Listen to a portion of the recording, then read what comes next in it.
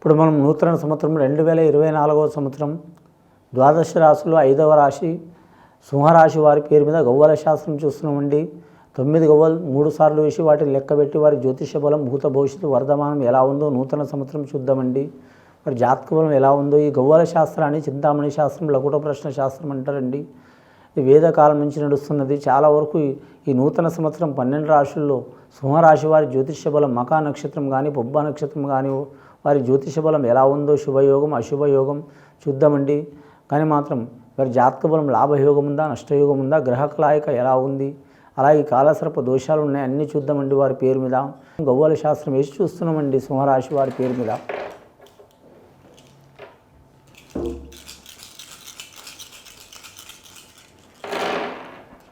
ముఖ్యంగా సింహరాశి వారి పేరు మీద పడ్డాయండి గవ్వలు. 6 గవ్వలు పడ్డాయి. 6వ సంఖ్య చాలా వరకు శుభకరమైన సంఖ్య. పుబ్బా నక్షత్రం వారికి మాత్రం కలిసి వచ్చే అవకాశం ఉంటుంది. మకా నక్షత్రం వారికి కొద్దిపాటి ఇబ్బంది ఉంటుంది. వీరికి ఆదాయం 11, ఖర్చు 11, వచ్చేదంతే ఉంది, పోయేదంతే ఉంది. సాయం చేసేవారు 4, నష్టం చేసేవారు 4, సరి సమానం ఉంటుందండి వీరి జాతకానికి.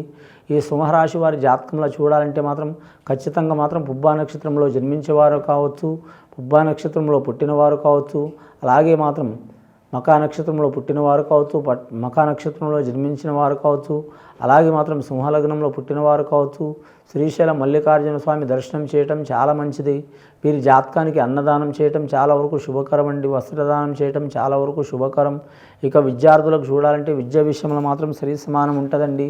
సహకారం తక్కువ ఉంటుంది, సాయం చేసేవారు తక్కువ ఉంటుంది, లాభం అయ్యేది ఎక్కువ ఉంటుంది, స్వయం కృషి ఎక్కువ ఉంటుంది. సింహరాశి వారికి ఆత్మవిశ్వాసం చాలా ఉంటుంది. లేడీస్ కానీ జెంట్స్ కానీ, అమ్మాయిలు కానీ అబ్బాయిలు కానీ చాలా వరకు విద్యార్థులు చిక్కులు పడ్డవారు గత కొన్ని సంవత్సరాల నుంచి పడుతున్న చిక్కులు చికాకులు తొలగిపోతాయి.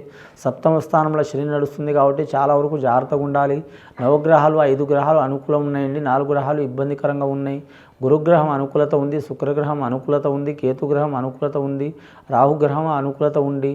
కానీ మాత్రం శనిగ్రహం అనుకూలత లేదు. శనిగ్రహ అనుకూలత వరకు వీరికి మాత్రం వెంకటేశ్వర స్వామిని దర్శనం చేయటం, అయ్యప్ప స్వామిని దర్శనం చేయటం, లేదా వీరి జాతక బలానికి చూడాలంటే మాత్రం కాళభైరవుడికి పూజ చేయటం.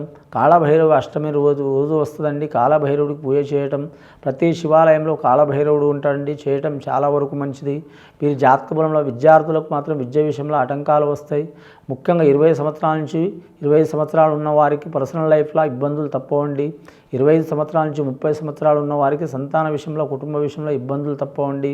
30 నుంచి 35 సంవత్సరాలు ఉన్న వారికి కుటుంబ సమస్యలు అధికం ఉంటాయి, అనుకున్న సాధించే అవకాశం ఉంటుంది. 35 నుంచి 40 సంవత్సరాలు ఉన్న వారికి కుటుంబ చిక్కులు మాత్రం తొలగిపోతాయి. గృహ నిర్మాణం కలిసి వస్తుంది, రాజకీయ రంగంలో కలిసి వస్తుంది, కళారంగంలో కలిసి వస్తుంది, సెలబ్రిటీలకు మంచి ఉంటుంది, వ్యాపారస్తులకు తిరుగు ఉండదు, పట్టిందల్లా బంగారం ఉంటుంది. వీరు పట్టిన పట్టు వదలరు, ఎక్కిన గుర్రం దిగరు. రాజయోగం ఉంటుంది వీరి జాతకానికి. రాజయోగం అంటే రాజకీయమే కాదండి, ప్రతి దాంట్లో గెలిసొచ్చే అవకాశం ఉంటుంది. లక్కీ నెంబర్ 1 వస్తుంది వీరికి, 7 వస్తుంది, 6 వస్తుంది. ఆదివారం చాలా వరకు అనుకూలం వీరికి. అలాగే సోమవారం, అలాగే వీరి జాతక బలానికి చూడాలంటే మాత్రం శుక్రవారం కూడా అనుకూలమవుతుంది ముఖ్యంగా మాత్రం. కానీ మాత్రం పుబ్బా నక్షత్రం వారు శుక్రవారం రోజు మాత్రం ఆ మహాలక్ష్మికి పూజ చేయటం చాలా మంచిది. కానీ మకా నక్షత్రం వారు మాత్రం శివుడికి పూజ చేయడం చాలా వరకు శుభయోగం ఉంటుందండి. బొబ్బర్లు దానం చేయాలి. అలాగే వీరి జాతక బలానికి చూడాలంటే మాత్రం ముఖ్యంగా సింహరాశి వారు మాత్రం సూర్యనారాయణ మూర్తికి పూజ చేయడం చాలా మంచిదండి. మామూలుగా సూర్యనారాయణ మూర్తికి ఎవరు పూజ చేయలేదు, ఆదిత్య హృదయం పఠించాలి.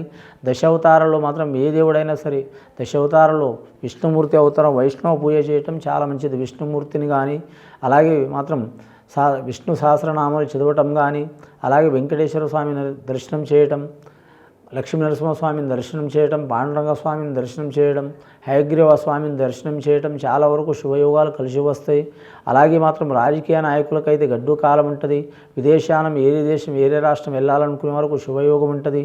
పాడి పరిశ్రమ రంగం వారికి ఇబ్బందులు తప్పవండి. రైతులకు మాత్రం చికాకులు తప్పవండి. ఇక ఆర్టీసీ రంగంలో ఉద్యోగం చేస్తున్న వారికి మాత్రం చికాకులు చాలా ఉంటాయండి. వీరి పేరు మీద చూడాలంటే మాత్రం ఐఏఎస్ రంగం వారికి శుభయోగం ఉంటుందండి. ఐపీఎస్ రంగం వారికి ఇబ్బంది ఉంటుంది. అలాగే వీరి జాతక బలానికి చూడాలంటే రెవెన్యూ రంగం వారికి తిరుగు ఉండదండి. అలాగే వీరి పేరు మీద స్త్రీలకు మాత్రం నూతన కార్యాలు కలిసి వస్తాయి. స్త్రీలకు ఉద్యోగ విషయంలో లాభయోగం ఉంటుంది. వివాహ విషయంలో కలిసి చాలా వరకు శుభయోగం ఉంటుంది. వీరికి మాత్రం చూడాలంటే 7వ స్థానంలో శని నడుస్తుంది కాబట్టి 7 వారాలు కానీ 14 వారాలు కానీ ఖచ్చితంగా మాత్రం ఆంజనేయ స్వామిని పూజ చేయటం, నవగ్రహాలను ఆరాధన చేయటం చాలా వరకు మంచిది. అన్నదానం, వస్త్రదానం చేయాలి, చాలా మంచిదండి. గోదానం, భూదానం, సువర్ణదానం ఎవరి శక్తిని బట్టి వారు చేయటం మంచిది.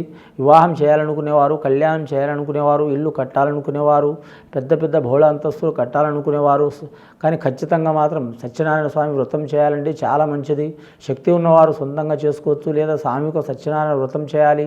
వీరి జాతక బలానికి రెండవసారి గవ్వలేసి చూద్దామండి ఎలా ఉందో సింహరాశి వారి పేరు మీద.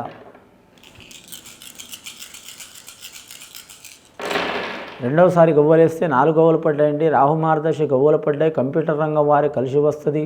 అలాగే విదేశానం వారికి కలిసి వస్తుంది. లెక్కల శాస్త్రం వారికి కలిసి వస్తుంది. అలాగే బోధన రంగం వారికి కలిసి వచ్చే అవకాశం ఉంటుంది. వీరి జాతక బలానికి చూడాలంటే రాహు ఉచ్చస్థానంలో ఉన్నాడు. వీరికి ఏ దేవుడికి వెళ్ళినా మాత్రం ఆ దేవుడి ఆశీర్వాదం తప్పకుండా ఉంటుంది. నూతన సంవత్సరం చాలా వరకు మంచి ఫలితాలు ఉంటాయండి. మిశ్రమ ఫలితాలు ఉన్నాయండి. శత్రువులు మిత్రులుగా మారే అవకాశం ఉంది, మిత్రులు శత్రువులుగా మారే అవకాశం ఉంది. వీరికి 5 నెలలు మంచిగా ఉంటుందండి, 7 నెలలు మంచిగా ఉండవండి. వీరి జాతక బలానికి మొదటి 3 నెలలు మంచిగా ఉంటుంది, 3 నెలలు బాగుండదండి. ఆ తర్వాత 6 నెలల్లో మాత్రం వీరికి మాత్రం 2 నెలలు మంచిగా ఉంటుందండి, 4 నెలలు మంచిగా ఉండదండి. చాలా జాగ్రత్తగా ఉండాలి వీరి పేరు మీద. కానీ వాహన విషయంలో జాగ్రత్తగా ఉండాలి, గృహ నిర్మాణ విషయంలో జాగ్రత్తగా ఉండాలి. అలాగే వ్యాపారం చూడాలంటే మాత్రం హోటల్ రంగం వ్యాపారం కలిసి వస్తుంది. అలాగే జనరల్ స్టోర్ వ్యాపారం కలిసి వస్తుంది. హోల్సేల్ రంగం వారికి కలిసి వస్తుంది. రిటైల్మెంట్ రంగం వారికి చిక్కులు చికాకులు వస్తాయి. ఆహార పదార్థాల వ్యాపారం వారికి కలిసి వస్తుంది. ఎలక్ట్రానిక్ రంగం వారికి కలిసి వస్తుంది. గృహ నిర్మాణ వ్యాపారం చేసేవారికి కలిసి వస్తుంది. రియల్ ఎస్టేట్ రంగం వారికి కలిసి వచ్చే అవకాశం ఉంటుంది. వీరి జాతకంలో చూడాలంటే దూర ప్రయాణం చేయాలనుకునేవారు చాలా జాగ్రత్తగా ఉండాలి. అలాగే వీరి పేరు మీద మాత్రం భార్య భర్తలతో సంసారంతో విడాకులు పొందినవారు కానీ, విడాకులు తీసుకుంటున్నవారు కానీ, దూరమైన వారు కానీ, సంసారంలో సంతానం నష్టం కావటం ఇలాంటి జరిగిన వారు కానీ అవన్నీ తొలగి ఒక దారికి వచ్చే అవకాశం ఉంది. వీరు మాత్రం నియమం పాటించిన రోజు మాత్రం మంగళవారం రోజు, శనివారం రోజు నియమం పాటించాలండి. ఆంజనేయ స్వామికి, శనేశ్వరునికి, వెంకటేశ్వర స్వామికి పూజ చేయాలి. అలాగే వీరి జాతకాన్ని గవ్వలు చూడాలంటే మాత్రం శుభప్రదం గవ్వలు పడ్డాయండి. మొత్తం వీరికి 10 గవ్వలు పడ్డాయి ఇప్పటి వరకు. 3వసారి గవ్వలేసి చూద్దామండి వీరి జాతక బలంలా.